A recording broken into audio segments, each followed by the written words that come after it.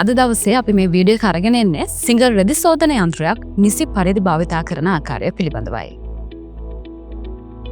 රෙදි සෝදන යන්ත්‍රයේ ආවරණ ඉවත් කරන්න. නිවසේ ඔබට සුදුසු වියලි ස්ථානයක් තෝරා ගන්න. රෙදි සෝදන යන්ත්‍රය සමතලා පොළවක තබන්න. යන්ත්‍රයේ සඳහන් විදුලි ධාරාවට අනුව විදුලි සැපයුම ලබා දිය යුතු අතර ඒ සඳහා සම්මත විදුලි පේනුවකින් පමණක් විදුලි සැපයුම ලබා ගන්න. මෙම රෙදි සෝදන යන්ත්‍රයේ සේදිය හැකි උපරිම වියලි රෙදි බර ප්‍රමාණය කිලෝග්‍රෑම් 6ක් වේ. ලබා දී ඇති ඉන්ලට් හෝස් එකෙහි එක් කෙළවරක් ගාඩන් ටැප් එකටත් අනෙක් කෙළවර වොෂ් සයිඩ්හි ජල ඉන්ලට් පොයින්ට් එකටත් සම්බන්ධ කරගන්න.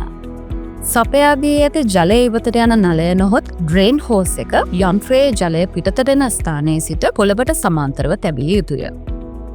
රෙදි සෝදන යන්ත්‍රයේ ටයිමර් දෙකක් ඇති අතර එය දක්ෂිණාවර්තව කැරකැවීමෙන් රෙදි සෝදන යන්ත්‍රය ක්‍රියාත්මක කළ හැක. ටයිමරය ස්වංක්‍රීයව නැවත ඕෆ් ස්ථානයට පැමිණේ. ටයිමර් එක කිසිවිටකවත් වාමාවර්තව කැරකැවීම සිදු නොකළ යුතු අතර එසේ කැරකැවීමෙන් ටයිමරය ක්‍රියා විරහිත වීමට හේතු වේ.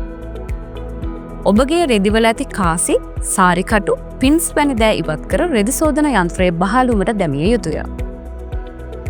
මසකට වරක් රෙදි සෝදන යන්ත්‍රයේ ටබ් එක හා ලින්ඩ් ෆිල්ටර් එක පිරිසිදු කරන්න. ස්පින් කරන අවස්ථාවේදී රෙදි පිළිවෙලට දැමිය යුතු අතර ඒ සඳහා ලබා දී ඇති සේෆ්ටි කවරය දමා රෙදි සමබර කළ යුතුය. සේෆ්ටි කවරය නොදැමීමෙන් යන්ත්‍රයේ දෝෂ ඇතිවීමට පුළුවන. මෙම උපදෙස් අනුගමනය කිරීමෙන් ඔබට වොෂින් මැෂින් එකේ කාර්යක්ෂමතාවය සහ කල් පැවැත්ම වැඩි කරගත හැක. එහෙනම් තවත් මේ වගේ වීඩියෝ එකකින් නැවත හමු වෙමු.